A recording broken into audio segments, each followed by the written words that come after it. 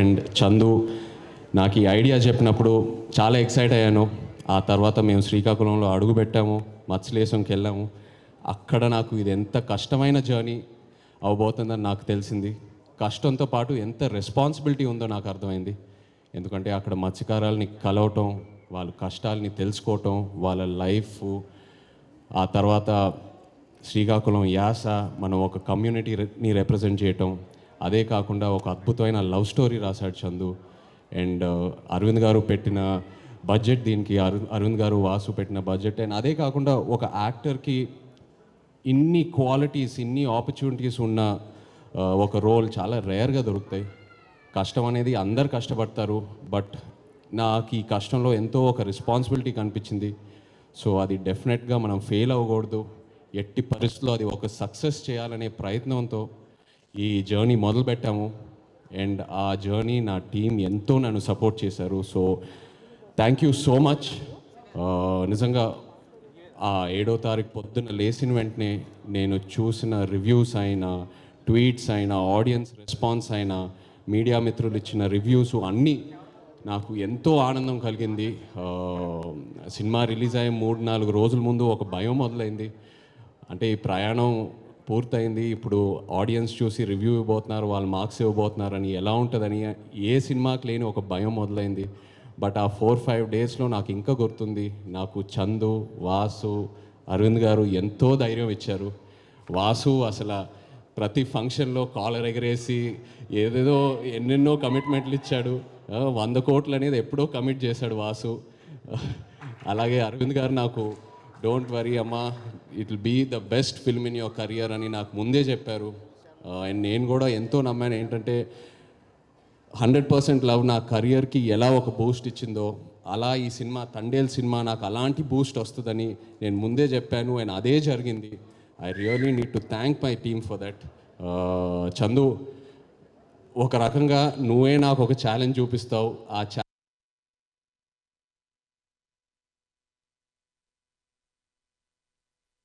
Cinema విషయంలో కూడా ఒక ఒక ద మోస్ట్ ఛాలెంజింగ్ క్యారెక్టర్ అని చెప్పొచ్చు. అలాంటిది నువ్వు నా పక్క నుండి అందరూ ఆ క్లైమాక్స్ సీను, జైల్లో ఉన్న సీన్స్ గురించి కాంప్లిమెంట్స్ ఇస్తున్నారంటే, మనం ఎన్నో వర్క్షాప్స్ చేసాం, బట్ ఆ సీన్ ముందు నువ్వు నాకు ఇచ్చే ఇన్పుట్స్, నా చెవులోకి వచ్చి చిన్న చిన్న ఇన్పుట్స్ ఇచ్చావు కదా, అవి నాకు ఎంతో హెల్ప్ అయింది.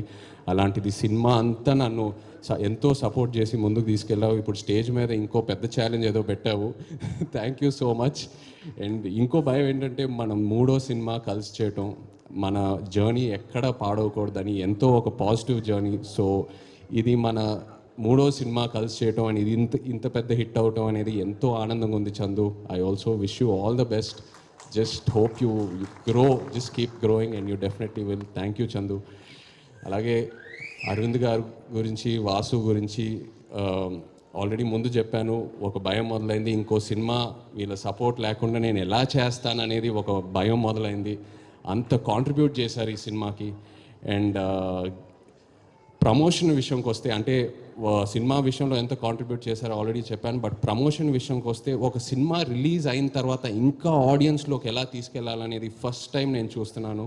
గీతా ఆర్ట్స్లో వాళ్ళు చేసే ప్రమోషను, వాళ్ళు ఇచ్చే మా సపోర్టు, 2వ రోజుకే సినిమా రిలీజ్ అయిన 2వ రోజుకే థియేటర్కి తీసుకెళ్ళి జనాల్లోకి తీసుకెళ్ళాడు వాసు. అండ్ అది ఎంతో హెల్ప్ అయింది. ఆ ఆడియన్స్ వాళ్ళు రెస్పాన్స్ చూడటం, వాళ్ళ ఉత్సాహం చూడటం నాకు ఎంతో ఒక ఎంకరేజ్మెంట్ ఇచ్చింది. అండ్ ఆ ఎంకరేజ్మెంటే నాకు ఒక ఒక ఒక ఒక బూస్ట్ లాగా. ఎందుకంటే ఇంకా ఇంకా ఇంకా ఇంకా ఎన్నో పాత్రలతో ఆడియన్స్ని ఇంప్రెస్ చేయాలి, ఇంకా ఎంతో కష్టపడాలనే నాకు ఆ కాన్ఫిడెన్స్ వచ్చింది, అండ్ ఆ ఎంకరేజ్మెంట్ వచ్చింది అలా ఆడియన్స్లోకి వెళ్ళటం వల్ల. So thank you so much Aravind garu and Vasu, నిజంగా ఎంతో ధైర్యం ఇచ్చారు. ఈ సినిమా రిలీజ్ డేట్ గురించి మాట్లాడేటప్పుడు చాలామంది అన్నారు, ఫిబ్రవరి ఏంటి అన్సీజన్, అది థియేటర్స్కి రారు, ఇది అది అనేది.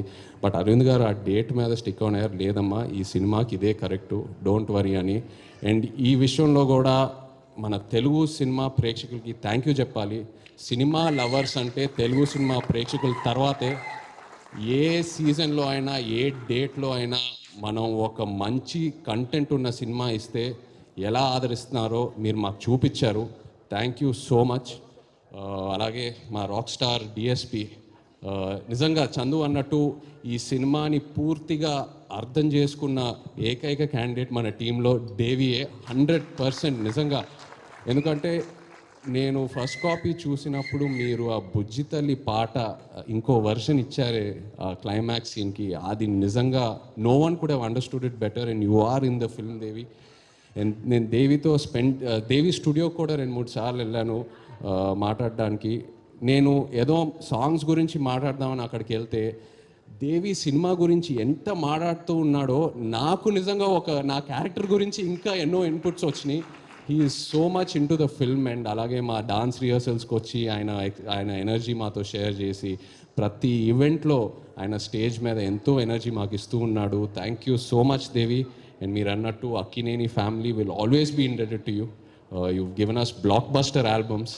Thank you so much.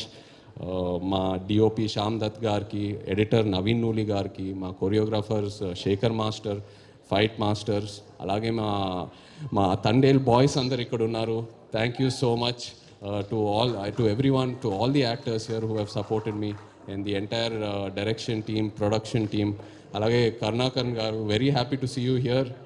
నిజంగా మీరు ఆ క్లైమాక్స్లో మీరు ఆ డైలాగ్ ఏదైతే చెప్పారో, మీరు నాతో ఎప్పుడున్నారని, అది అసలు తీసుకెళ్ళిపోయిందండి ఆ సినిమా ఎక్కడికో. అది చాలా చాలా బ్యూటిఫుల్గా చెప్పారు. ఆ ఒక్క డైలాగ్తో ఎంతో ఫీల్ తీసుకొచ్చారు క్లైమాక్స్లో. Thank you so much. అలాగే భాను, థ్యాంక్ యూ. కార్తిక్, శ్రీమణి గారు, thank you all so much. And yes, ఇంకో ఎన్నో ఫంక్షన్లు ఉన్నాయి. మనం తిరుపతికి వెళ్ళే ప్లాన్ ఉంది, అలాగే శ్రీకాకుళంకి వెళ్ళే ప్లాన్ ఉంది. సో ఇక్కడే ఆగదు ఈ తండేల్ ప్రయాణం. Thank you so much to the audience once again.